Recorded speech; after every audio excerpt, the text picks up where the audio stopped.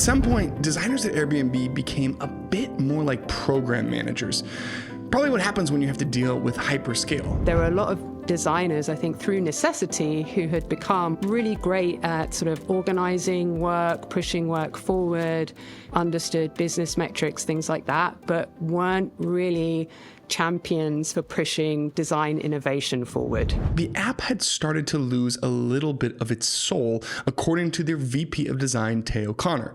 So this episode is all about what Airbnb is doing to invest in pushing design innovation forward today. One of the things that's really important is thinking about the app not just as screens and flows. Obviously, the experience of me moving customers and our users and our hosts through the tools and through the app, we think about that deeply.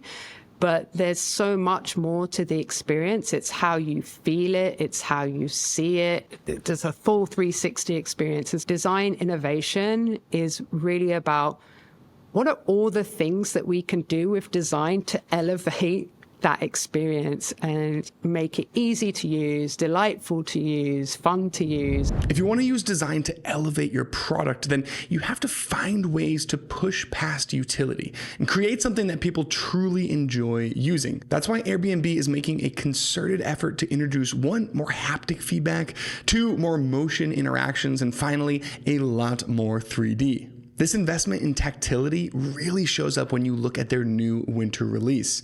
I got a little preview last week in preparation for my interview with Teo, and one of the very first things I noticed is this brand new set of 3D filter icons. I mean, you should see the level of detail that goes into presenting a grill or a pool, for instance. The more you stare at them, the more impressive they become. But it's not just in these one-off pictograms either. Airbnb is adding 3D in even the most basic dialogues.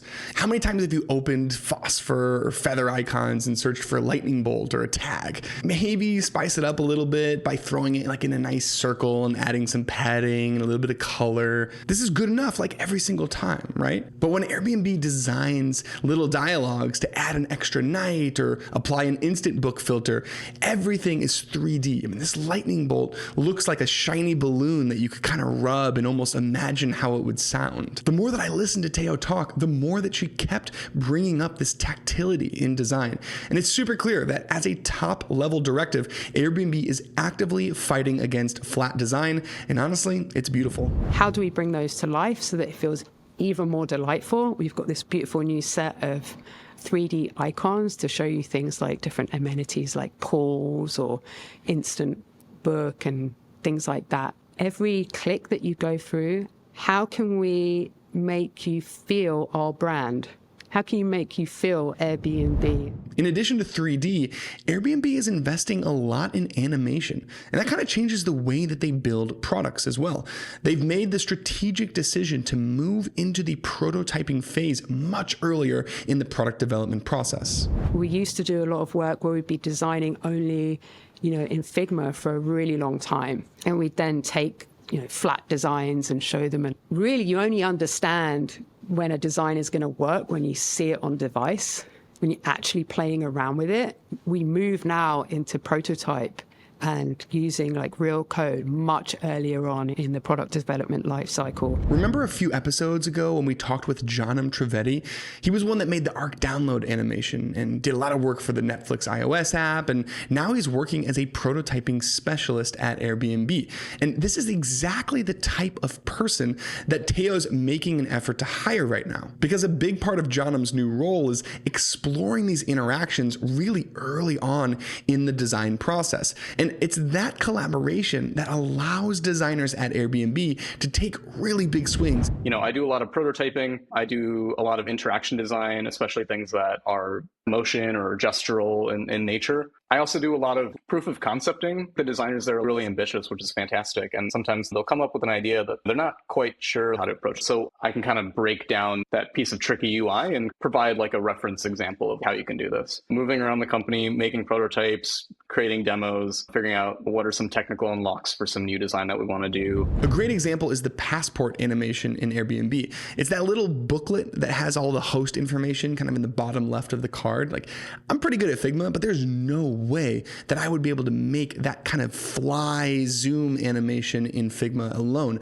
You pretty much have to get into code in order to bring something like that to life, which is why Teo's hiring these prototyping specialists. That was a kind of early example of that, where we had like a static design, an idea, and then we sort of built it with the design team and with animators. And then it was like, but we need to get this into code real quick to see if it's going to work. Because like this has to be super fluid for it to like make sense. Otherwise, it's going to just be awful. Real quick message, and then we can jump back into it. There's a new product that I absolutely love. It's like Midjourney meets Figma, and it's called Visual Electric. It's a new image generation tool that's built specifically for designers.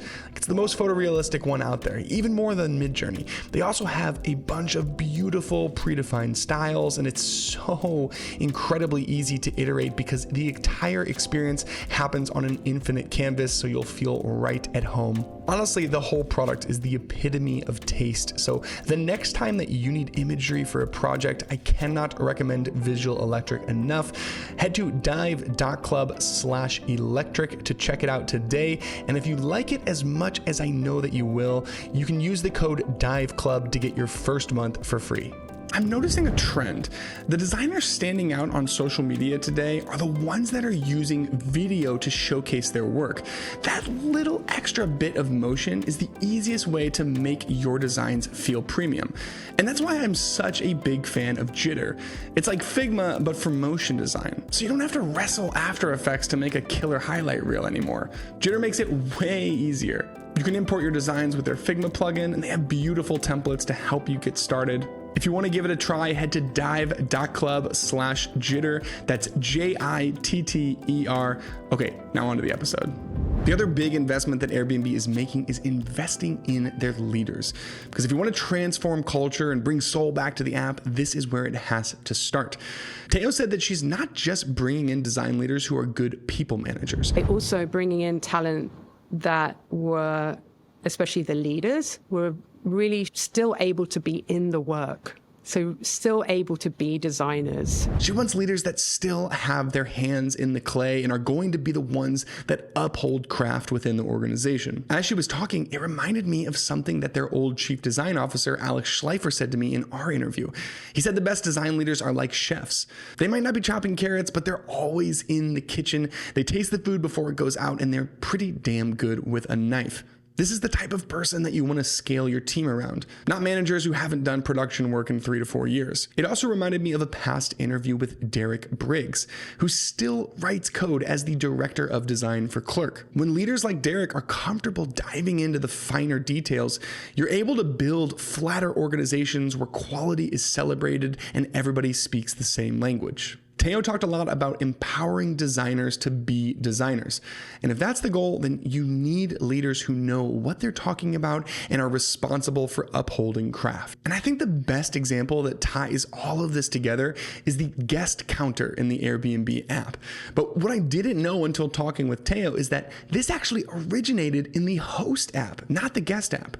And for the host app, you'd kind of expect it to be a little bit more utility focused. And maybe the bar for delight is a little bit lower, but that's not the case. And it's a perfect example of what it looks like to push past good enough. So there's like a lovely example of this is with our guest counter.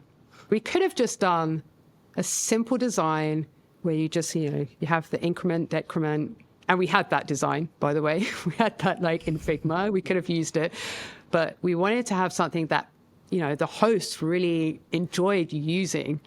And the guest counter was that, so you can click through all the little people. And we love putting those little touches in there because it's a way, one, we enjoy it, but I think also it's a way that we can show that we really care about the product. We want you to have like little delightful moments. And so that's one of the ways that we really bring innovation and design in to the platform. Hey, it's Rid. Don't forget, if you want to go even deeper, each week I send an email out to over 10,000 designers with bonus resources and key takeaways from these conversations. So head to dive.club/email to sign up. Okay, I'll see you next week.